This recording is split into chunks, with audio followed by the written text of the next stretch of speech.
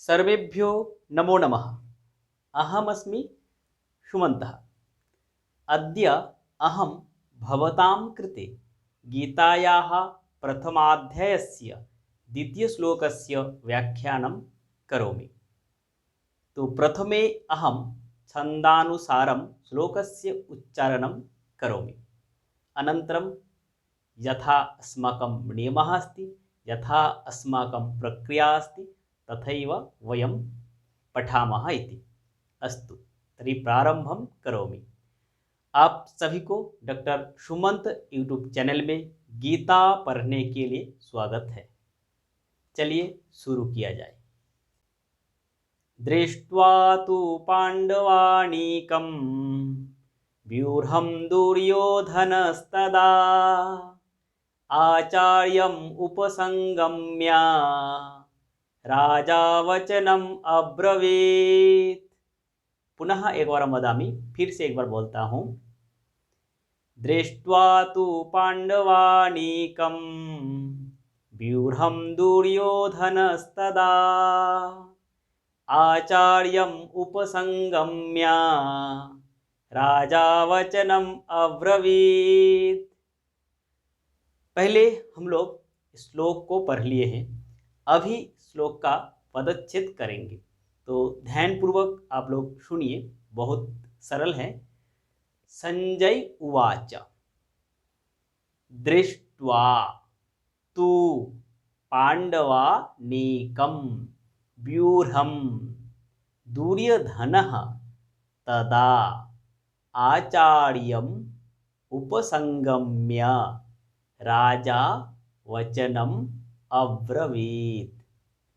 अभी पदच्छेद किए हुए शब्दों को विस्तारित रूप से, मतलब इसका विवरण हम लोग जानेंगे, तो इसको सुनिए ध्यानपूर्वक। ये भी बहुत सरल है। जैसे दृष्ट्वा, दृष्ट्वा ये एक अव्यय पद है। दृश् धातु के साथ त्वा प्रत्यय जोड़कर ये बनता है दृष्ट्वा। एक अव्यय पद है। तू, तू ये भी एक अव्यय पद है। दृष्ट्वा तु पाण्डवानीकम, अकारांत नपुंसकलिंग शब्द द्वितीया एक वचन में है। पाण्डवानीकम, दृष्ट्वा तु पाण्डवानीकम व्यूढ़ं, व्यूढ़ं ये भी अकारांत नपुंसकलिंग द्वितीया एक वचन में है। दुर्योधनः अकारांत पुंलिंग शब्द प्रथमा एक वचन में है। दुर्योधनः। तदा ये भी एक अव्यय पद है। आचार्यम अकारांत पुंलिंग शब्द द्वितीया एक वचन में है। आचार्यम। उपसंगम्य एक ल्यप प्रत्ययान्त शब्द है, ये भी एक अव्यय पद है। उपसंगम्य। राजा, राजन शब्द नकारांत पुंलिंग शब्द प्रथमा एक वचन में है। राजा। वचनम अकारांत नपुंसकलिंग द्वितीया एक वचन में है। वचनम। अब्रवीत ब्रूयी धातु परस्मैपदी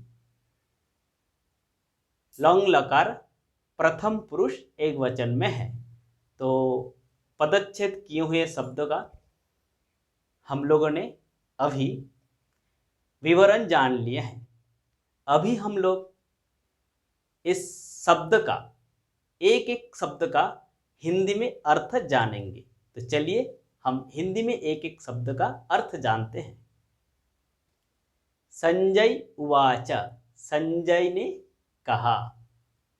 दृष्ट्वा देखकर, तू निश्चित रूप से, पांडवानीकम पांडवों की सेना को, व्यूढ़ं व्यूह रचना, दुर्योधनः दुर्योधन, तदा तब, आचार्यम आचार्य, उपसंगम्य समीप जाकर, राजा राजा, वचनम वचन या शब्द, अब्रवीत बोला।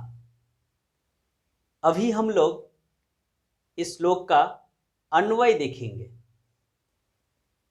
तदा तु व्यूढ़ं पाण्डवानीकं दृष्ट्वा राजा दुर्योधनः आचार्यम् उपसंगम्य वचनम् अब्रवीत्। अभी इस श्लोक का हम हिंदी मीनिंग जानेंगे। तब पांडवों की सेना को व्यूह रचना रूप में खरा देखकर राजा दुर्योधन आचार्य के समीप जाकर यह वचन बोला। संजय ने कहा, इदानीं वयम् अस्य श्लोकस्य संस्कृतेन अर्थं जानीमः। अभी हम लोग इस श्लोक का संस्कृत में अर्थ जानेंगे। तदा व्यूहरूपेण पांडवानां सैन्यं दृष्ट्वा राजा दुर्योधनः गुरोः द्रोणाचार्यस्य समीपं गत्वा इदं वचनम् अब्रवीत्। ऐसे करके हम गीता के श्लोक पढ़ेंगे तो श्लोक जल्दी भी याद हो जाएगा और हम श्लोक को स्वस्वर वाचन भी कर सकते हैं, अर्थ भी जानेंगे और एक एक पद का भी अर्थ हम जानेंगे। तो ऐसे करके हमें गीता पढ़ना चाहिए। तो शुरू से लेकर एक बार देखेंगे तो पहला श्लोक में क्या हुआ था। पहला श्लोक में धृतराष्ट्र ने कहा था संजय को कि युद्ध क्षेत्र में पांडव की सेना और कौरव की सेना मिलकर क्या कर रहा है, क्या किया, मुझे बोलो। इसके बाद ये द्वितीय श्लोक है। द्वितीय श्लोक में क्या हुआ है आप लोगों को पता चल गया है, अर्थ समझ में आ गया है। तो हम ऐसे करके संस्कृत श्लोक को पढ़ेंगे। तो आगे फिर द्वितीय श्लोक भी पढ़ लिए हैं, तृतीय श्लोक भी पढ़ेंगे। ऐसे करते करते हम पूरा गीता के हर श्लोक व्याख्यान सहित हम पढ़ेंगे।